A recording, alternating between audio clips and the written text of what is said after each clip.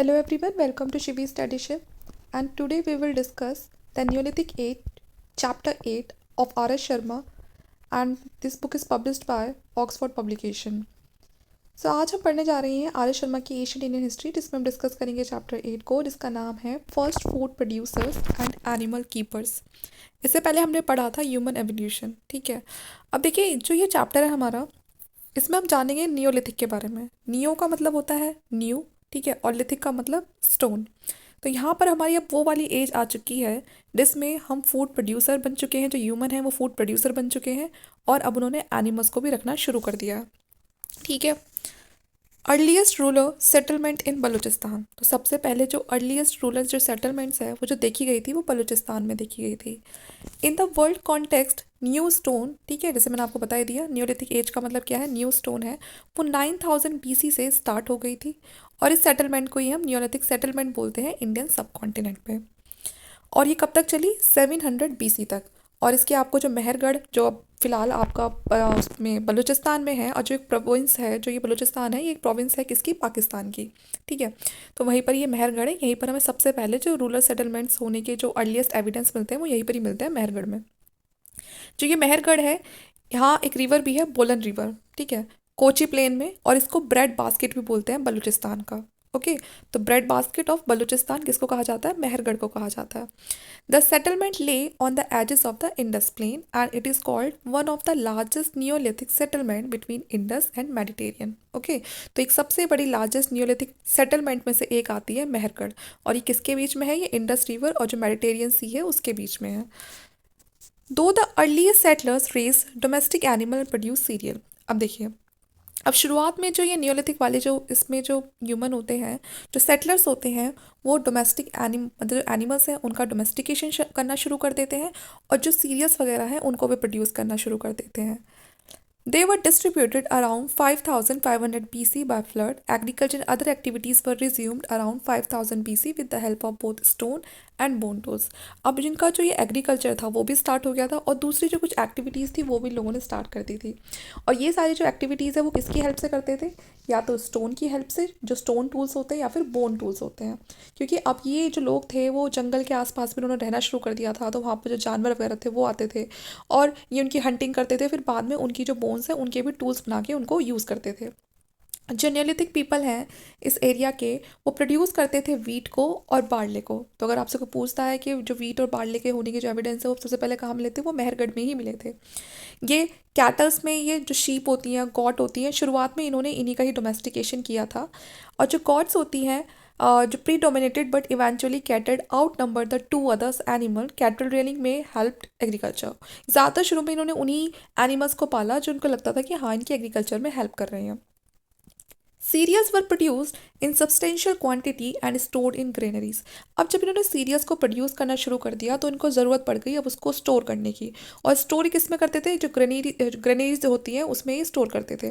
तो stored in granaries which have been discovered in different phases. और ये जो स्टोर करने के लिए जो उनको चीज़ें चाहिए थी, धीरे धीरे करके इनका भी फिर डेवलपमेंट हुआ, क्योंकि पहले तो कुछ लगाते ही नहीं थे, और फिर बाद में धीरे धीरे जब इन्होंने चीज़ों को लगाना शुरू कर दिया, फिर इसको स्टोर करने की ज़रूरत पड़ी, तो तब इन्होंने क्या करा, ये मड ब्रिक की बनी होती थी, और इनको क्या करते, ज़मीन में ना पहले खोदते थे, अच्छा सा एक बड़ा सा जगह बना लिया करते थे ज़मीन में खोद के, और फिर उसको अच्छे से कवर कर दिया करते थे, जिससे कि जो वो जो भी अपना सामान उसमें डालें, ऐसा नहीं है कि वो उस मिट्टी के साथ मिक्स हो जाए। उसको अच्छे से पहले मड ब्रिक से करके उसको थोड़ा पक्का सा कर दिया करते थे, और उसके बाद फिर उसमें अपनी जो चीज़ें होती हैं, जो भी सीरियस वगैरह था, उसमें फिल कर दिया करते थे।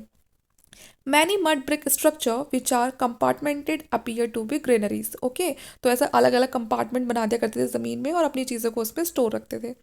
The period 4500 to 3500 BC saw agriculture expansion. तो जो ये टाइम था 4500 से 3500 के बीच में, सबसे ज़्यादा जो एग्रीकल्चर एक्सपेंशन है वो इसी में देखा गया, कोची प्लेन, जैसे कि मैंने आपको बताया जो इंडस प्लेन एरिया था वहाँ पर। और इसी के चलते जो पॉटरी है उसका भी फिर बहुत ही ज़्यादा प्रोग्रेस देखी जाती है, क्योंकि जो पॉटरी होती है, मिट्टी के हम घड़े बोल सकते हैं, बड़े बड़े बर्तन, जिसमें ये अपने जो सीरियस वगैरह है उनको स्टोर करते थे। क्योंकि अब एग्रीकल्चर करने लगे तो एग्रीकल्चर से जो भी प्रोड्यूस होता था, अगर उनको आप सही से नहीं रखोगे तो वो ख़राब हो जाएंगे, तो इसलिए अब इनको बर्तनों की ज़रूरत पड़ने लग गई उन चीज़ों को स्टोर करने के लिए। अप टू 5000 BC होता क्या है, people died not make ports but after 4500 BC the Potter wheeler was non. Okay, तो यहाँ पर इससे पहले 5000 BC तक अभी तक किसी को कुछ नहीं पता था कि पोर्ट्स वगैरह क्या होता है, लेकिन जैसे ही 4500 BC के आसपास का जो बात का टाइम होता है, अब जो लोग व्हील वगैरह चला के, वो होते हैं ना व्हील चला के फिर जो पोर्ट्स वगैरह बनाते हैं, मिट्टी के घड़े बनाते हैं, अब उनको लोग जानने लगे, मतलब इस तरह के जो पोर्ट्स वगैरह है वो बनने लगे। Pots rapidly multiplied and they began to be painted. तो शुरुआत में तो सिंपल पोर्ट ही बने क्योंकि उन्होंने तब तब नए नए बनाने सीखे थे, लेकिन अब बाद में उन्होंने उनको पेंट करना भी शुरू कर दिया। ठीक है। In the dried basin of Hakra, a tributary of Indus, 47 later neolithic settlement have been found. Indus के आसपास जो दूसरे और बेसिन थे वहाँ पर भी हमें 47 लेटर जो नियोलिथिक जो सेटलमेंट थी वो देखने के लिए मिलती है। ठीक है, और ऐसा माना जाता है कि उसी से कहीं ना कहीं जो हड़प्पा कल्चर है उसकी शुरुआत होती है। अब यहाँ पर देखिए नियोलिथिक कल्चर से रिलेटेड यहाँ पर इस मैप में आपको बहुत सारी जो जगहें हैं वो दिखा रखी है। नियोलिथिक वाली देख लेते हैं। यहाँ पर जो ये सर्कल की फॉर्म में आपको दिखाई दे रही है ये सारी नियोलिथिक वाली हैं, और जो ये स्क्वायर की फॉर्म में है वो सारी जो मॉडर्न है। तो यहाँ पर कौन कौन सी आपको दिखाई दे रही है, एक तो बुर्ज होम हो गया, ठीक है, ये घलीगाई हो गया, यहाँ पर ये आपका मेहरगढ़ है, ठीक है, और ये गुल मोहम्मद। तो ये सारी वो साइट्स हैं जो नियोलिथिक साइट्स हैं। ओके, जिनका जो नियोलिथिक साइट्स में जिनका जो डेवलपमेंट है वो आपका न्यू स्टोन जो एज है उसके टाइम पे इनका डेवलपमेंट हुआ था। यहाँ पर देखो ये चिरांद हो गया इधर, ठीक है, यहाँ पर ये कोलदीवा हो गया जहाँ पर आपको राइस के एविडेंस मिलते हैं, ये बरिद हो गया। तो ये बहुत सारी जो साइट्स है जो आप मैप में देखेंगे तो ये सारी साइट्स आपको पता चलेंगी ये कौन सी साइट्स है, ये नियोलिथिक साइट्स है। इधर भी है आपकी कुछ ईस्ट में भी। तो यहाँ पर ये सारी साइट्स आपकी नियोलिथिक हैं। तो आप इस मैप को एक बार अच्छे से देखिएगा जिससे कि आपको पता चल जाएगा, आपको एक डिफरेंस पता चलेगा। हालांकि जो ये नाम है मुंबई, नागपुर, इधर की भुवनेश्वर हो गया, आपको नाम से पता चल रहा है कि ये मॉडर्न नेम है, उस समय के नाम नहीं हो सकते। तो हाँ, आप नाम में तो इनको अच्छे से डिफ्रेंशिएट जो डिफ्रेंशिएशन है वो आप इसका कर लोगे। आगे देखते हैं।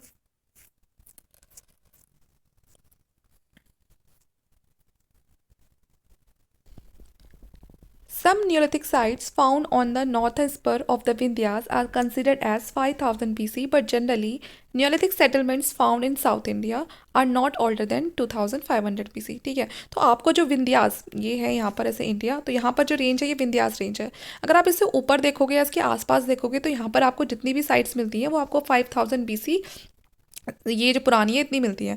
लेकिन जब आप साउथ में जाओगे तो यहाँ पर आपको 2500 BC से पुरानी कोई नहीं मिलती है, सब इसके बाद की मिलती है, इससे ज़्यादा पुरानी नहीं मिलती है। कुछ पार्ट जो साउथ के और जो ईस्ट इंडिया के हैं वहाँ पर आपको 1000 BC की भी कुछ साइट्स मिलती हैं, उसके आसपास के जो टाइम है तब की भी साइट्स मिलती हैं।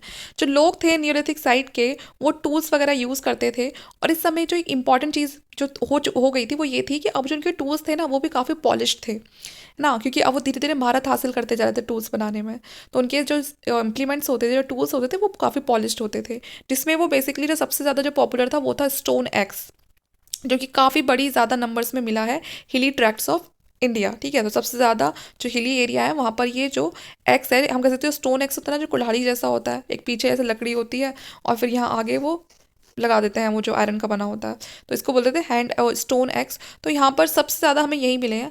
Stone axe was put to various use by the people and Asian legend represent Parshuram. हम सबको ही पता है जो परशुराम थे उनका जो स्टोन एक्स है सब जानते हैं वो कितना उनके लिए इंपॉर्टेंट था और काफ़ी ज़्यादा फेमस भी है वो, हम सब जानते हैं उनके स्टोन एक्स को, वो उनका वेपन था। तो यहाँ पर जो स्टोन एक्स है उसको लोग अपने अलग अलग काम के लिए यूज़ करते थे। Based on the type of axis used by Neolithic settler, we notice three important areas of Neolithic settlement। अगर हम उनके एक्सेस की बात करें कि वो जिनकी एक्स थे वो जो Neolithic settler है वो भी ना आपको एक तरह के दिखाई नहीं देंगे, उसमें भी कुछ अलग अलग टाइप्स दिखाई देंगे। वो डिपेंड करता था कहाँ पर कैसे लोग रह रहे हैं, ज़रूरत के हिसाब से उन्होंने जो ये अपने एक्सेस थे इनको बनवा रखा था, जिसमें नॉर्थ वेस्टर्न, नॉर्थ ईस्टर्न और साउदर्न, इन तीन पार्ट में तीन टाइप में उनको डिवाइड किया हुआ था उनके एक्सिस के बेसिस पे। North western group of neolithic tool is distinguished by rectangular axes with a curved cutting edges. तो यहाँ पर जो न्यूलिथिक टूल में जो ये नॉर्थ वेस्टर्न में रहने वाले जो लोग थे इनके एक्सिस कैसे होते थे, रेक्टेंगुलर शेप के और काफ़ी कर्व्ड कटिंग एजेस होती थी। ठीक है, मतलब ऐसा मान लो इस तरह से, ठीक है, तो ये यहाँ से ये कर्व्ड होते थे। कौन से लोग के पास, जो नॉर्थ वेस्ट ग्रुप में थे। उसके बाद फिर जो नॉर्थ ईस्टर्न वाले थे उनके काफ़ी पॉलिश्ड स्टोन एक्सेस होते थे और रेक्टेंगुलर बट के साथ होते थे, और occasional shouldered hoes. And the southern group I axes with oval side and a pointed butt. ठीक है, तो ये तीनों के मैंने बता दिए हैं आपको कि तीनों के ही अपने अलग अलग जो एक्सेस थे उस तरह से वो यूज़ करते थे, वो शायद उनकी जो जगह है उसके हिसाब से यूज़ होते होंगे। तो यहाँ पर उनको 3 टाइप्स में से डिवाइड किया हुआ था। आगे देखते हैं, use of bone tools in the site of Burzahom और चिरान। तो यहाँ पर अब बताया है कि किस तरह से जो बोन टूल्स थे वो यूज़ होते थे। नॉर्थ वेस्ट में कश्मीर है, कश्मीर अपने आप में क्या है, एक नियोलिथिक कल्चर है। और यहाँ पर हमें ड्यूलिंग पिट्स मिलते हैं, यहाँ पर ऐसे गड्ढा सा बना के ना तब उनमें घर बनाते थे, पहले गड्ढे से बड़े बड़े। Wide range of ceramics, the variety of stone bone tools and the complete absence of microlith. यहाँ पर हमें कोई भी माइक्रोलिथ नहीं मिलते हैं, बोन टूल्स मिलते हैं। और बहुत ही इंपॉर्टेंट साइट है हमारी बुर्जुहोम। अगर हम नियोलिथिक की साइट की बात करते हैं तो नियोलिथिक साइट्स में जो बुर्जुहोम है वो सबसे ज़्यादा इंपॉर्टेंट है, which means the place of birth and situated 16 kilometre in the west of Srinagar. और ये कहाँ पर है, ये श्रीनगर से 16 किलोमीटर की दूरी पर है ये। यहाँ पर जो लोग थे वो ज़्यादातर जो लेक साइड पिट्स होते हैं वहाँ पर बना के रहते थे, मतलब लेक के आसपास ही जो बड़े बड़े पिट्स बना लिया करते थे उनमें रहते थे। क्यों? क्योंकि वहाँ से उनके लिए हंटिंग और फिशिंग बहुत ही ईजी रहती थी। और उस समय कोई देखिए ऑफिस वगैरह का तो कोई काम होता नहीं था, तो अपनी जो रोज़मर्रा की जो ज़िंदगी है उसका उनका जो रोज़गार है वो यही होता था, हंटिंग फिशिंग। ठीक है, और धीरे धीरे फिर वो किससे जुड़ने लगे, एग्रीकल्चर से भी जुड़ने लगे। द पीपल ऑफ गुफरकल, जिन्हें हम केव ऑफ द पॉटर भी बोलते हैं, ये भी एक नियोलिथिक साइट है। और ये कहाँ पर है, ये भी श्रीनगर के पास है, 41 किलोमीटर उसके साउथ वेस्ट में जाके। और यहाँ पर हमें पता चलता है कि यहाँ के लोग एग्रीकल्चर और एनिमल हस्बेंड्री करते थे, एग्रीकल्चर में भी इन्वॉल्व थे और साथ में वो जानवरों को भी पालते थे। जो नियोलिथिक पीपल थे कश्मीर के, वो सिर्फ पॉलिश जो टूल ऑफ जो स्टोन है वो तो यूज़ करते ही करते थे, जो स्टोन के बने होते थे टूल्स उनको तो यूज़ करते ही करते थे। लेकिन साथ में जो उनके और दूसरे जो वेपन और टूल्स बने होते थे वो बोन्स के भी बने होते थे, कि जैसे किसी एनिमल की हंटिंग करी तो जो उसकी बोन्स है उसको एज अ टूल वो यूज़ करते थे। The only place which has yielded considerable bone implement in India is Chiran, 40 kilometre west of Patna on the northern side of Ganga. ठीक है, उसके बाद जो दूसरे और जो इसके अलावा यहाँ पर जो कश्मीर की जो साइड्स हैं उनके अलावा अगर कहीं और हमें बोन टूल्स मिलते हैं, इम्प्लीमेंट मिलते हैं इंडिया के, तो वो मिलते हैं चिरान में। ठीक है, ये आपका पटना के पास है। और इसके आसपास कौन सी रिवर है, गंगा रिवर है। साथ में जो हॉर्न के, जो डियर के जो हॉर्न होते हैं, ठीक है ना, उसके जो सींग होते थे, उससे भी नियोलिथिक सेटलमेंट के टाइम पे लोगों में उसके भी इम्प्लीमेंट्स बने हैं। और यहाँ पर नियोलिथिक सेटलमेंट में जो बारिश है वो किसके आसपास हो गई थी, 100 सेंटीमीटर रेनफॉल उस समय होने लगी थी। जो स्टैब्लिशमेंट है सेटलमेंट का वो ज़्यादातर किस पे लगा था, ओपन लैंड पे, और जहाँ पर आपका जो रिवर्स वगैरह हैं, जहाँ पे जो रिवर्स हैं वो आपस में आके मिलती थी। ठीक है ना, तो वहाँ पर जो उनका जंक्शन होता था, एक ऐसा पॉइंट जहाँ पर आपकी 3-4 रिवर आके मिल रही है, तो ऐसी ही जगह वो लोग उस समय सेटल होना पसंद करते थे, क्योंकि सबसे ज़्यादा ज़रूरी उस वक्त क्या था, पानी था, और पानी से उनको फिशिंग वगैरह और हंटिंग में बहुत हेल्प हो जाती थी। जैसे कि यहाँ पर बताया हुआ है कि कहाँ पर, जैसे कि गंगा, सोन, गंडक, घाघरा, तो जहाँ पर भी इन 4 रिवर का जंक्शन था, तो यहाँ पर नियोलिथिक सेटलमेंट आपको देखने के लिए मिलेंगी। The people of Burzahom use coarse grey pottery. तो यहाँ पर जो बुर्जो होम के जो लोग थे वो पॉटरी यूज़ करते थे और वो ग्रे कलर की होती थी। और यहाँ पर पहली बार जो बुर्जो होम है, यहीं पर ही हमें किस चीज़ के एविडेंस मिलते हैं, जो इंटरेस्टिंग चीज़ हमें यहाँ पर पता चली कि यहाँ पर जो मास्टर्स होते थे, है ना, उन्हीं की ग्रेव के साथ उनके डोमेस्टिक डॉग को भी दबाया हुआ था, मतलब मास्टर और जो उनका डॉग है दोनों को एक ही जगह दफनाया हुआ था। This practice does not seem to be evident in any other neolithic culture in India. इस तरह की जो प्रैक्टिस है कि मास्टर और जो उसका डॉग है उनको एक साथ ही वहाँ पर बरीड किया हुआ है, इस तरह की दूसरी किसी एक्टिविटी के, किसी इस प्रैक्टिस के एविडेंस हमें कहीं और देखने के लिए नहीं मिलते हैं all across India. The earliest date for Burzahom is about 2700 BC and the bones recovered from Charan cannot be dated earlier than 2000 BC। ठीक है, तो जो बुर्जो होम की जो हमें अर्लीस्ट डेट मिलती है वो मिलती है हमें 2700 BC, लेकिन जो हमें चिरान से जो बोन्स मिलते हैं वो हमें 2000 BC से पुराने नहीं लगते हैं। ठीक है, तो possibly belong to the neolithic phase. तो हम कह सकते हैं कि अगर ओल्ड नियोलिथिक साइट की बात करें तो वो बुर्जो होम है, ये पहली है, ये पुरानी है। और अगर नई की बात करें नियोलिथिक साइट जो उसके बाद में बनी, तो वो है चिरान। ठीक है, तो ये नई साइट है, और जो बुर्जो होम है ये पुरानी साइट है, मतलब ये काफ़ी पहले बन गई थी नियोलिथिक में। We may place the Balochistan and Kashmir valley Neolithic settlements in the north western group. तो हम जो बलूचिस्तान और जो कश्मीर में जो नियोलिथिक जो सेटलमेंट है हम उनको नॉर्थ वेस्टर्न ग्रुप में रखते हैं, क्योंकि हम सबको पता है थोड़ा नॉर्थ वेस्ट वाले एरिया में पहुंच जाता है ये कश्मीर, और इधर ये पाकिस्तान से लगे बलूचिस्तान है, तो पूरा ही थोड़ा नॉर्थ और वेस्टर्न साइड पहुंच जाता है, तो इसलिए हम इसे उसी ग्रुप में रखते हैं। Another areas from Neolithic tools have been recovered is situated in the hills of Assam. तो कुछ हमें जो नियोलिथिक जो टूल्स है वो हमें असम से भी मिलते हैं, और जो गैरो गैरो हिल्स है मेघालय की वहाँ से भी मिलते हैं। ठीक है, ये नॉर्थ ईस्ट हम जो हमारा फ्रंटियर है वहाँ से भी हमें नियोलिथिक टूल्स मिलते हैं। दूसरा जो ग्रुप है वो है हमारा जो विंध्यास और जो कैमूर हिल्स के आसपास वाला है, मतलब बात करें तो मध्य प्रदेश वाला जो एरिया है वहाँ पर भी हमें नियोलिथिक जो सेटलमेंट्स है वो मिलती हैं। ठीक है, जैसे Mirzapur, Allahabad district of UP, Madhya Pradesh में है कुछ जगह, तो वहाँ पर हमें नियोलिथिक साइट्स मिलती हैं। साथ में जो कोल्दी हवा है, महागरा है इलाहाबाद डिस्ट्रिक्ट में, यहाँ पर ये अपनी राइस कल्टीवेशन के लिए जाना जाता था। ठीक है, तो यहाँ पर जो राइस कल्टीवेशन थी वो शुरू हुई थी। Okay, also notable is the site of Taradih close to the Bodh Gaya temple. और ये जो साइट है तारादी, ये कहाँ पर है? बोध गया टेम्पल के आसपास है, तो ये भी आपकी एक न्योलिथिक साइट है। द रिवराइन साइट ऑफ चिरान में including the north eastern group, जो आपकी चिरान जो साइट है आपकी जो न्योलिथिक की, उसे नॉर्थ ईस्टर्न ग्रुप में रखा गया, कि थोड़ा पटना की साइड है थोड़ा, तो इसलिए वो नॉर्थ ईस्टर्न वाले ग्रुप में रखा गया। Neolithic settlement in south India, अब साउथ इंडिया में देखते हैं। तो साउथ इंडिया में भी जो लोग हैं, जो न्योलिथिक सेटलमेंट है वो आपको साउथ इंडिया में मिलती है। जो गोदावरी रिवर तक आप जाओगे तो वहाँ तक आपको जो न्योलिथिक जो सेटलमेंट है वो देखने के लिए मिल जाएगी, उसके एविडेंस मिल जाते हैं। ये जो लोग हैं ये ग्रेनाइट हिल्स, प्लेट्यू और या फिर नदी के आसपास आपको इनकी काफ़ी सेटलमेंट देखने के लिए मिल जाएगी। यहाँ पर भी साउथ में भी जो लोग हैं वो स्टोन एक्सिस का यूज़ करते थे, साथ में जो स्टोन ब्लेड्स हैं उनका भी यूज़ करते थे। फायर बेग्ड जो अर्दन जो ईंटें वगैरह होती है, जो ब्रिक्स वगैरह होती हैं, या फिर ये कुछ इमेजेस वगैरह भी बनाते थे, तो ये पकी हुई ईंटें यूज़ करते थे उसमें। ठीक है, तो उसको भी ये मतलब वहाँ पर हमें एविडेंस मिले हैं। और बहुत सारे जो कैटल्स हैं, जो शिप गॉड है ना, जो शीप गॉड वगैरह हैं, उनको भी ये पालते थे। साथ में हमें कुछ ग्राइंडिंग कॉर्न वगैरह मिले हैं, तो उससे पता चलता है कि उस समय जो कॉर्न है उसकी भी वो खेती करना उन्होंने शुरू कर दिया था। Show that they were acquainted with the art of producing cereal, तो उससे पता चलता है कि उन लोगों को भी सिर्फ केवल नॉर्थ इंडिया में नहीं या नॉर्थ वेस्टर्न में नहीं बल्कि साउथ में भी अब सीरियल्स प्रोड्यूस करना जो न्योलिथिक सेटलमेंट है उन्होंने शुरू कर दिया था। South India has the largest number of Neolithic settlement. ठीक है, तो अगर इंडिया में बात की जाए सबसे ज़्यादा न्योलिथिक सेटलमेंट्स कहाँ हैं, तो वो आपकी साउथ इंडिया में ही है। Because of the easy availability of the stone, क्योंकि वहाँ पर आपको बहुत ही जल्दी स्टोन मिल जाते हैं, और ये पूरा का पूरा डिपेंड ही किस पे थे? स्टोन पे थे। तो यहाँ पर आपको अप्रॉक्स 850 सेटलमेंट्स दिख जाएंगी अक्रॉस आंध्र प्रदेश, कर्नाटका और तमिलनाडु में आपको 850 सेटलमेंट्स मिल जाएंगे न्योलिथिक टाइम की। कुछ इंपॉर्टेंट न्योलिथिक साइट कौन कौन सी हैं? जैसे कि मस्की हो गया, ब्रह्मगिरी हो गया, हल्लूर हो गया, कोदेकल हो गया, संगनकल्लू हो गया, पिकली हल हो गया, है ना, ये तकाल कोटा हो गया, ये कर्नाटका में है सम, पियमपली हो गया तमिलनाडु में, उतनूर हो गया न्योलिथिक साइट आपकी आंध्र प्रदेश में। तो ये सारे बहुत ही इंपॉर्टेंट साइट है आपकी न्योलिथिक टाइम की। जो न्योलिथिक फेज है साउथ इंडिया का, उसने जो टाइम जो कवर किया वो है आपका 2400 से 1000 BC तक, मतलब 2400 से लेके जो 1000 BC का जो टाइम है वो सारा वो है जिसमें जो न्योलिथिक साइट्स है वो आपकी ज़्यादातर साउथ में ही डेवलप हुई हैं। ओके, जो न्योलिथिक साइट्स हैं आपके पिकली हल में, वहाँ पर आपको कैटल हर्डर्स मिल जाएंगे, काफ़ी ज़्यादा उनके होने के एविडेंस मिलते हैं। वहाँ पर भी डोमेस्टिकेशन होता था कैटल का, शीप का, गॉड का। ठीक है, और कुछ सीजनल कैंप्स वगैरह भी लगते थे जिसमें जो पोस्ट स्टेक्स है ना, जिसमें आपको जो काव का जो डंग वगैरह वो भी वो लोग एक्यूमुलेट करते थे और फिर कुछ उससे बनाते थे। When it was time to move, the entire camping ground was set afire and cleared for the next session of camping. तो जैसे कि हम इसे शिफ्टिंग कल्टीवेशन की तरह कह सकते हैं कि एक जगह कुछ टाइम के लिए रुकते थे और फिर वहाँ से फिर मूव ऑन कर जाते थे, और फिर बाद में वहाँ पर जो भी चीज़ें बचती थी उसको अच्छे से क्लियर करके जाते थे वो।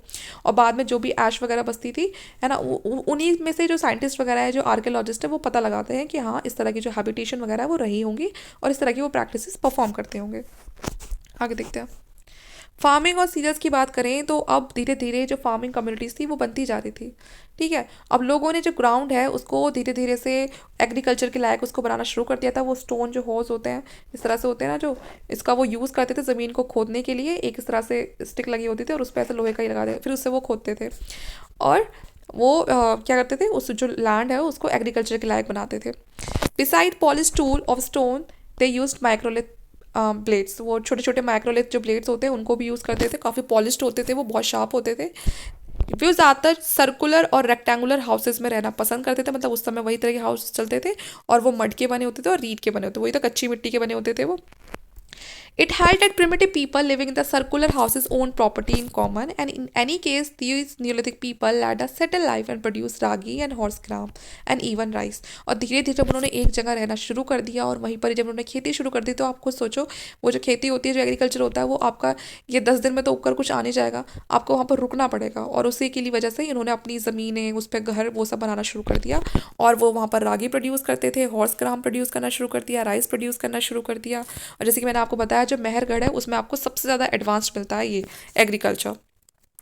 वो लोग वीट और बार्ले बना प्रोड्यूस करते थे, और साथ में कहाँ रहते थे, बड़े बड़े जो मिट्टी के घर होते हैं उसमें। During Neolithic phase several settlement become acquainted with the cultivation of serial and domestication of animal. तो नियोलिथिक में सबसे मेन बात यही है कि कल्टीवेशन होने लगी सीरियल्स की, लोग ज़्यादा से ज़्यादा इन्वॉल्व होने लगे कल्टीवेशन ऑफ सीरियल्स पे, डोमेस्टिकेशन ऑफ एनिमल में। और उसके लिए उनको ज़रूरत पड़ती थी अब अपने खाने को, जो उनका फूड प्रोड्यूस हो रहा है, उसको स्टोर करने के लिए पोर्ट्स की। तो इसीलिए अब धीरे धीरे पोर्ट्स बनने लगे। अब उनको ना केवल उसमें वो फूड स्टोर करते थे, बल्कि उसमें उन्होंने कुकिंग भी शुरू कर दिया, ईटिंग ड्रिंकिंग सब शुरू कर दिया। तो कहीं ना कहीं अब उनको जो यूटेंसिल्स की जो नॉलेज है वो आनी शुरू हो गई। जो पॉटरी है, पहली बार वो इसी फेज में अपीयर हुई, नियोलिथिक फेज जो आया उसी में अपीयर हुई। और हैंडमेड पोटरी बनती थी शुरू में, तो अर्ली एज में तो जो नियोलिथिक पीपल होते हैं use foot wheel to make pots, ठीक है ना, तो वो फुट व्हील्स का यूज़ करते थे पोर्ट्स बनाने के लिए। It seems that potter wheel came to Baluchistan from western Asia. Baluchistan में जो पॉटर व्हील का जो टाइम आता है वो आपको वेस्टर्न एशिया से आता है, और फिर उसके बाद ये पूरी सब कॉन्टिनेंट पे फैल जाता है। तो मतलब हम कहेंगे वहाँ पर नहीं उसको खुद से बनाया गया था, बल्कि ये आइडिया वेस्टर्न एशिया का है। Neolithic pottery included black burnished ware, grey ware and the mat impressed ware. तो धीरे धीरे वही है, जब एक चीज़ उन्होंने बना लिया, पोर्ट बना लिया, अब उसमें डिज़ाइन करना, उसको पेंट करना, वो सब शुरू कर दिया, उसको पॉलिश करना। जो neolithic celts, axes, adzes, chisel, ये बहुत सारे तरह के इम्प्लीमेंट है जो अब बनने लगे और यूज़ होने लगे। उड़ीसा में Chota Nagpur hill areas, but traces of neolithic settlement are generally few in a part of Madhya Pradesh, the tract of upper Deccan and the tract lack the type of stone which easily lend them self to grinding and polishing, ठीक है। तो आपको जो थोड़े कम जो यहाँ पर traces मिलते हैं वो आपको थोड़ा मध्य प्रदेश में कम दिखाई देंगे, और डेक्कन वाला एरिया वहाँ पर कुछ दिखाई देंगे, ज़्यादातर आपको साउथ में दिखाई देंगे, ठीक है। और यहाँ पर जितने भी आपको टूल्स वो सब मिलते हैं मध्य प्रदेश के आसपास या डेक्कन के आसपास, तो वो इतना ज़्यादा शार्प भी नहीं मिलते जितना कि अच्छे टूल्स आपको साउथ में देखने के लिए मिलते हैं। Progress in and limitation of the neolithic phase. तो सबसे ज़्यादा जो प्रोग्रेस देखी गई है वो आपकी 9000 से 3000 BC के आसपास का जो टाइम है, वो काफ़ी ज़्यादा उसमें रिमार्केबल टेक्नोलॉजी प्रोग्रेस देखी गई है वेस्टर्न एशिया में। और जो पीपल थे उन्होंने डेवलप करना शुरू कर दिया आर्ट ऑफ कल्टीवेशन को, वीविंग आ गई, पोर्ट मेकिंग शुरू कर दी, हाउस बिल्डिंग शुरू हो गई, स्टॉक रेजिंग, राइटिंग, लोगों ने लिखना पढ़ना भी, अपनी कुछ लैंग्वेज बनानी शुरू कर दी। लेकिन ये सब चीज़ें इंडिया में पहुंचने में काफ़ी देर लगी, ठीक है ना, थोड़ी लेट हो गई इंडिया में पहुंचते पहुंचते, जबकि वेस्टर्न एशिया में जो नियोलिथिक कल्चर है वो काफ़ी पहले आ चुका था। 7th मिलेनियम के आसपास ये इंडियन सब कॉन्टिनेंट पे आके पहुंची, एंड सम इम्पॉर्टेंट क्रॉप्स जिसमें हमारा वीट है, बार्ले है, वो भी कल्टीवेट हुए इस कॉन्टिनेंट पे, and villages were establish in this part of the world. What distinguished the Neolithic people was their use of stone set which were edged and pointed। जैसे मैंने बताया सबसे ज़्यादा जो कुछ फ़र्क है वो यही है कि लोगों को एग्रीकल्चर आ गया, साथ में जो उनके टूल्स हैं वो काफ़ी ज़्यादा शार्प हो गए थे, पॉइंटेड हो गए थे, एजिड हो गए थे, पॉलिश्ड हो गए थे। These set moving served as tilling tools such as hoes and the plug shear। तो plug shear आ गया, hose आ गया, जिससे कि ज़मीन को खोदा जाता था, ठीक है, जो ग्राउंड था उसको खोदा जाता था, फिर उसमें बीज लगाए जाते थे। All this mean a revolutionary change in the mode of subsistence, ठीक है। तो एक बहुत बड़ा रेवोल्यूशनरी चेंज ही हम कहेंगे इसे फार्मिंग के लिए। People know longer depend on hunting and fishing and gathering. अब जो लोग थे वो ज़्यादा हंटिंग, फिशिंग, गैदरिंग पे डिपेंड नहीं रहे, बल्कि अब वो कल्टीवेशन पे और जो कैटल हस्बेंड्री है उस पर डिपेंड होने, वो एग्रीकल्चर करने लगे अपने फूड प्रोड्यूस के लिए। अपने टूल्स यूज़ करते थे, उससे ड्रिलिंग करते थे, फिर वहाँ पर जो बीज वगैरह वो लगाते थे, और फिर उससे उनका जो फूड वगैरह है वो प्रोड्यूस होता था। और उसी के आसपास वो अपना शेल्टर भी बना लिया करते थे। जो लोग थे स्टोन एज के, वो सफ़र करते थे from one great limitation as they had to depend almost entirely on tools and weapon made up of stone. तो ज़्यादातर जो लोग थे उनके पास एक लिमिटेशन यही थी कि वो ज़्यादातर उनको अपने टूल्स पर डिपेंड रहना पड़ता था। टूल्स अच्छे हैं तो ये सब काम हो पाएंगे, और जो टूल्स हैं वो किसके बने होते थे, स्टोन के बने होते थे। And they could not found settlements far away from the hilly areas. तो इसीलिए वो हिली एरिया से ज़्यादा दूर नहीं रह सकते थे, क्योंकि जो हिली एरियाज़ है वहीं पर ही आपको ज़्यादा जो स्टोन है वो मिलते थे। They could not settle only on the slope of the hills in rock shelter and the hilly river valley, and also even the great effort they were unable to produce more than the needed for bigger subsistence. तो मतलब यही है कि उनको stone tool चाहिए तो उनको hilly area पर रहना पड़ेगा, हिली एरिया पर नहीं रहेंगे तो उनको फिर स्टोन टूल वो जल्दी जल्दी नहीं बना पाएंगे, बनाएंगे तो बहुत वक्त लग जाएगा। तो इसीलिए उनको काफ़ी ज़्यादा ग्रेट एफर्ट्स लगाना पड़ता था उस समय जो अपने प्रोड्यूस को मतलब जो फूड है उसको प्रोड्यूस करने में। ये पूरी की पूरी यहाँ पर क्रोनोलॉजी दी हुई है कि 9000 BC में क्या हुआ था। जो न्यूलिथिक एज है वो वेस्टर्न एशिया में स्टार्ट हो गई थी, लेकिन अभी इंडिया में स्टार्ट हुई है। इंडिया में कब स्टार्ट हो गई, 7000 BC के पास। तो मतलब वेस्टर्न एशिया में पहले ही शुरू हो गई थी। उसके बाद विंध्यास में कब आती है, अब धीरे धीरे 5000 में आती है। पोर्टर व्हील कब आया, 4500 BC में आया। फिर उसके बाद सबसे पहले जो न्यूलिथिक सेटलमेंट कश्मीर में देखी गई वो कब देखी गई, 2700 BC में। और साउथ इंडिया में कब देखी गई, 2500 BC में। आपको सोचिए ये काम कितने पहले हो चुका है, 9000 BC में कितने पहले हो चुका है वेस्टर्न एशिया में, और इंडिया में कितना लेट होता हुआ आ रहा है। पता है ना यहाँ से कैसे चलती है BC से, यहाँ से टाइम उल्टा चल शुरू हो जाता है इस तरह से, जैसे 1 2 3 4 9000 इस तरह से आप सोचो। और फिर इसके बाद ये BC के बाद वाला टाइम यहाँ पर। उसके बाद फिर 2500 में ये साउथ इंडिया में पहुंचा। और चिरान न्यूलिथिक जो फेज है पटना के पास वो आपका 2000। और लेटेस्ट एविडेंस जो न्यूलिथिक साइट के हमें साउदर्न और ईस्टर्न इंडिया में मिले सबसे बाद वाले वो 1000 BC के अराउंड। तो इस तरह से यहाँ पर ये आपका चैप्टर खत्म हो जाता है। इसके बाद हम चैप्टर शुरू करेंगे चैप्टर 9। और वीडियो कैसी लगी आप कमेंट करके ज़रूर बताना, अच्छी लगे तो प्लीज़ लाइक करना, शेयर करना, चैनल को सब्सक्राइब कर लेना। Have a good day, thank you.